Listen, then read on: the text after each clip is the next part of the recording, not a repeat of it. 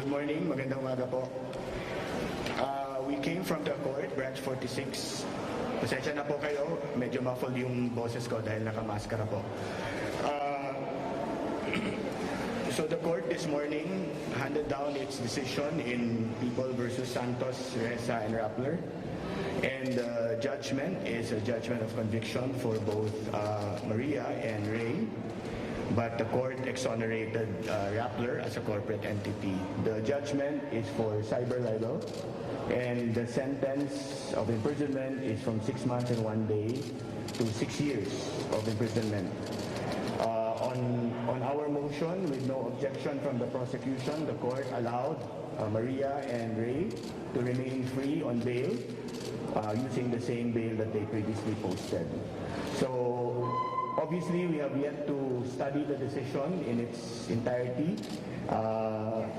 Kakahawak lang namin the decision. We have not yet studied, analyzed, discussed the decision. So we will still have to meet with, I will still have to meet with Maria and Ray to discuss legal steps forward. So obviously, legal steps forward would include questioning the decision and the appropriate proceeding, whether a motion for reconsideration or an appeal.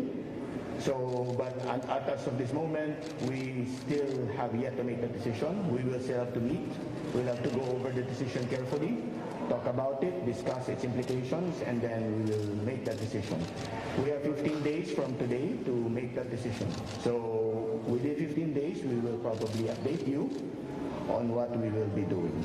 Okay, so I'll turn you over to Maria and Ray for reactions. Ray, want to say something?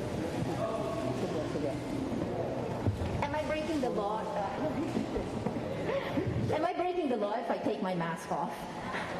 Mask on. Sabi mask on. Okay. Okay, because I can say everybody move away. I think, taken alone, I think the decision for me is devastating because it essentially says that Rappler, that we are wrong. I think that's, you can look at the body of evidence that is there and see, taken in the context of everything that has happened to us, the fact that the case, I now still face 7 criminal charges. It's not unexpected. And at the same time, again, I feel like we will keep fighting. I think this is a blow. It's a blow to us. But it's also not unexpected considering that we are going to stand up against any kinds of attacks against press freedom. This is the first. It's followed by a whole slew of other cases of tax evasion, and then a whole slew that is based on foreign ownership and securities fraud. I really love that I became a criminal all in 1 year, several times. Having said that, I appeal to you, the journalists in this room, the Filipinos who are listening, to protect your rights. We are meant to be a cautionary tale. We are meant to make you afraid. Right? So, I appeal again. Don't be afraid. Because if you don't use your rights, you will lose them. If we don't challenge a brazen move to try to roll back the rights guaranteed in the Constitution, we will lose them. We shouldn't be voluntarily giving up our rights. We will take this, well, as Ted just said, we haven't really talked about it, right? But, we will fight. So, sa mga Pilipino na nanonood po, hindi lang po ito tungkol sa Rappler. Hindi lang po ito tungkol sa amin. Tungkol po ito sa inyo. Because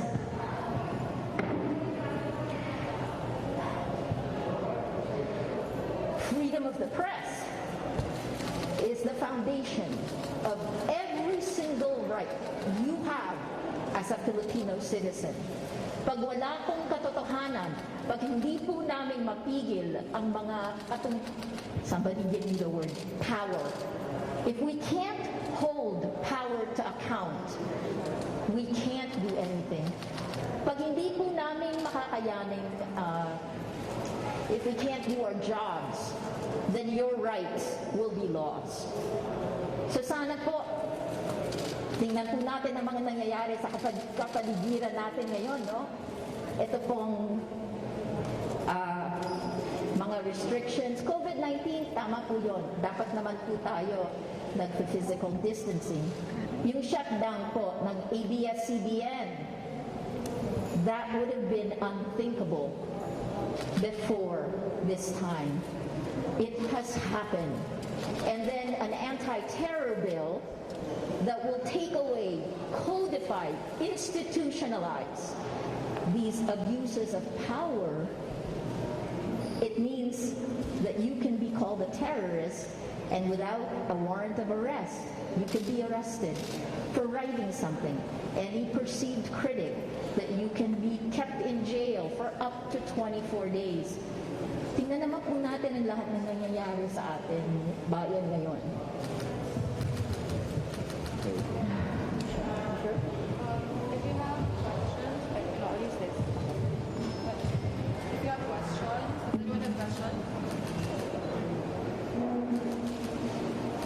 No questions from the media? We're too tired.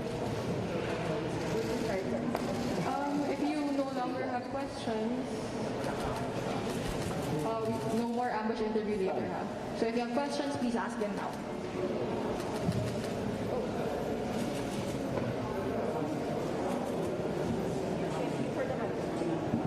Attorney Te, was there any discussion initial that you've seen in the ruling about the appreciation of the judge on the confidential nature of the intelligence report?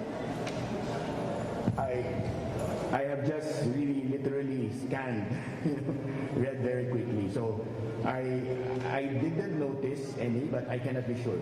I really just very quickly scanned the decision. We asked that the dispositive portion be read only, but the judge read the dispositive with a little additional note. But as to the confidential report, I think the judge used that in relation to its observation that there should have been verification made. I think that was the statement made. But that's based on a very quick scan of the decision. Can I add here? I'm sorry, I know you've heard me say this a lot, right? But I think where this decision will be important to every Filipino are the 2 points. The republication, continuous publication. So pagka po nag-post kayo sa Facebook or nag-post kayo sa Twitter, yung period po ng liability, but the time when you can be sued has been moved from 1 year, which is what libel is, to 12 years. Ika nga ng statute of limitations for the foreign journalists. That's the first. So essentially because someone in Rappler changed a typo, fixed a misspelling, we are now sentenced to jail. I mean, to anything we can. And then the second thing is, so the idea of continuous publication. Continuous publication. When you change that typo, that you are republishing this again. And so if you have an article that had already lapsed, let's say you wrote it 12 years ago, but you found a typo and fixed it, the 12-year clock begins again. Offhand, we've only skimmed this, but there doesn't seem to be substantive measures for it. So let's see. I think those are things we need to look at because that's a death by 1,000 cuts of your rights. And mine. So that's also part of the reason, oh my Lord, we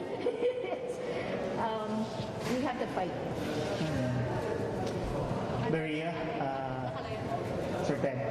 a portion of the decision actually discusses Maria's liability. It mentions Maria's position as executive editor, which the court said is a clever ruse to avoid liability of the officers of a news organization who can be held responsible for libel.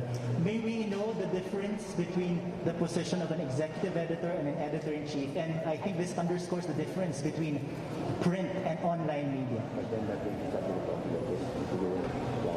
Okay, got So my lawyer just tells me, this will be the subject of the appeal. Thank you, Mr. Lawyer. But yes, so an executive editor in Rappler, and if you look at the wording of it, I read it very quickly and I had strong reactions. But the executive editor, what I am in charge of is our sales, our tech, our strategic direction. I have very little involvement in the day-to-day, unless it's a story about terrorism. The things that I think there are only two topics that I look in on. But the running of the day-to-day is our managing editor, Glenn DeGloria, and then we break it up. So I think part of this is that old names, old rules were applied for a completely new situation, and for a decision that actually says it is addressing a new threat, it uses old words, old ideas, and old comprehension of this. Right? Rappler is a test case on so many fronts. So an executive editor isn't exactly an EIC. Sorry. So an executive editor isn't exactly an EIC, as the court seems to suggest. An executive editor. An executive editor isn't exactly an EIC, an editor-in-chief. Yeah, it's definitely not an editor-in-chief because it's more, I guess, publisher, editor. I mean, it's actually, these are some of the things Ted is going to have to look at. But, this was our title when we began, when we started this company from nothing in 2011, the end of 2011. And you can see, with all the travels I do, you can see it's impossible for me to be involved in day-to-day. But I do set strategic direction for Rappler. The platform that you see, the new platform, Lighthouse, that's something that I was heavily, that's my baby, right? So I think one of the nice things about Rappler is that you can redefine what used to be and then fit it to the landscape that we live in today, the context we live in today. Thanks, Mike. Hi, good morning. AC Nichols from CNN Philippines. What does this mean for Rappler as a news organization moving forward? I mean, I know that this is not the only case you're facing, but I believe this is the first ruling and it's a conviction. So, moving forward, where do you see Rappler going? I have first-hand knowledge of the abuse of my rights, the violation of my rights. Rappler has been under attack for 4 years, right? And I think, where are we going? We know firsthand we are going to be, the mission of Rappler remains the same, and we will carry it out with far more. Well, it can't be far more because we've already thrown everything into this. I think this is a pivotal moment for the Philippines and a pivotal moment for not just for our democracy, but for the idea of what a free press means. And the thing is, it's not just in our country, it's all around the world, right? If you think about it, anything, and this is partly because of social media, anything that happens here will ripple all the way through. The live stream that is on right now, there is a lawyer, one of our lead counsels from London, there's someone else from Australia, there's someone else from the United States. I think we're redefining what the new world is going to look like, what journalism is going to become. Are we going to lose freedom of the press? Will it be death by 1,000 cuts? Or are we going to hold the line so that we protect the rights that are enshrined in our Constitution? Even if power attacks you directly, and this is what our colleagues in the West are dealing with now, right? How do you deal with that when the people you're covering are the ones attacking you? The short answer, we're going to aim to be better, stronger. Investigative journalism must continue, and please, I really, all of us should be doing this because we're at the precipice. If we fall over, we're no longer a democracy, and in many ways, that could be easier for all of us, right? I've worked under Suharto in Indonesia, Deng Xiaoping in China. The rules are very clear. This kind of gray area where if you go too far, you'll get slammed. Let's not play the game. Are we a democracy or not? Let us do our jobs.